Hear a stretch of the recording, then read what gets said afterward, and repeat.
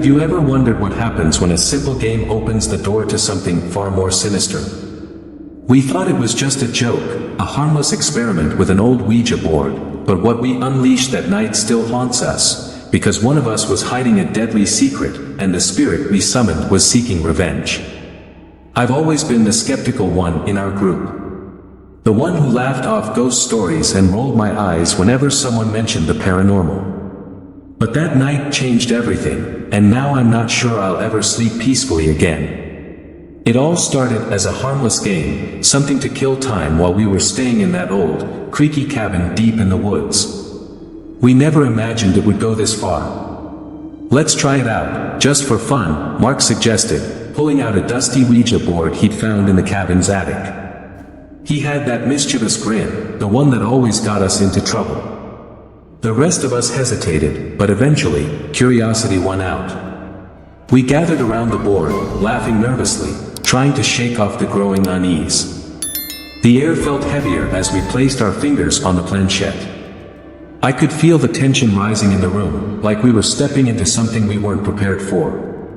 But no one wanted to back out now. "Is there anyone here with us?" Sarah asked, her voice quivering slightly. We all waited, staring at the board, expecting nothing. Then, the planchette began to move. At first, we thought it was Mark, playing one of his usual pranks, but he looked just as shocked as the rest of us. The small wooden piece slid across the board, spelling out the letters CRL. We exchanged confused glances. "Who is Carl?" I asked, trying to keep my voice steady. No one answered. The planchette moved again, faster this time. "FRMED. Framed for what?" Sarah's voice cracked, her eyes wide with fear. "MUR.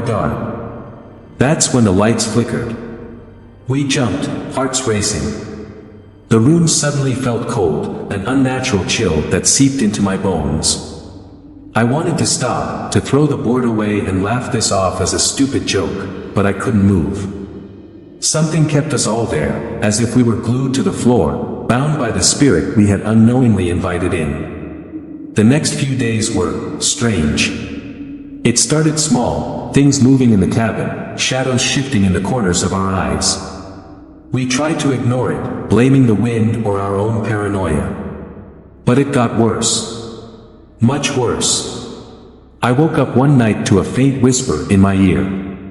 At first, I thought it was just a dream, but when I opened my eyes, I saw the figure standing at the foot of my bed. A tall, shadowy figure, its face contorted in anger and pain. I couldn't move. I couldn't scream. I just lay there, paralyzed with fear, as the figure whispered one word, revenge. The next morning, I told the others about what I saw, but they didn't believe me. Not at first. That changed when Sarah's nose started bleeding out of nowhere, and Mark found deep scratches on his back, marks he couldn't explain. We tried to leave the cabin, but every time we made it to the car, the engine wouldn't start. And every night, the figure would appear. Always the same word. Revenge. I couldn't shake the feeling that we had unleashed something far worse than we could handle. It was like the spirit of Carl was bound to us, unwilling to let us go until we helped him get what he wanted. Desperate, we began to dig into the history of the cabin, and that's when we found it. Carl Donovan. A man who lived in the area decades ago, accused of murdering a family and sentenced to death. But the evidence against him was flimsy, and rumors swirled that he had been framed.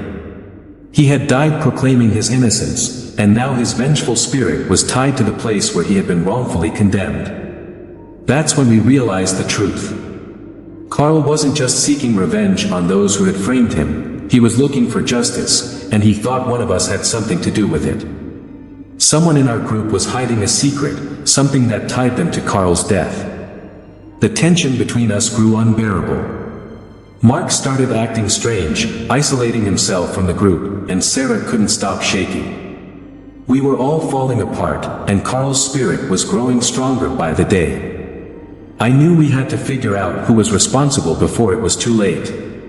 One night, it all came to a head. The cabin shook violently, the lights flickering as Carl's spirit manifested fully. His face was clearer now, twisted with fury, his eyes burning with hatred.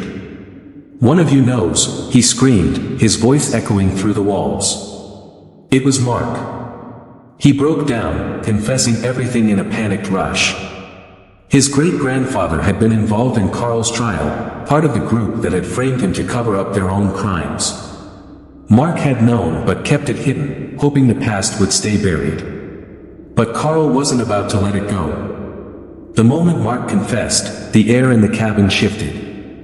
Carl's spirit let out a guttural scream before vanishing, leaving the rest of us shaken and broken. Mark collapsed to the floor, sobbing, as the rest of us stood in stunned silence. We left the cabin the next morning, and the car finally started without a hitch. But none of us were the same after that. Carl had gotten his revenge, but the cost was too high. Mark never recovered from the guilt, and Sarah refused to speak about what happened. As for me, I can't stop thinking about that night.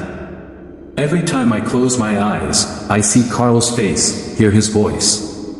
We thought we could play with something we didn't understand. We were wrong.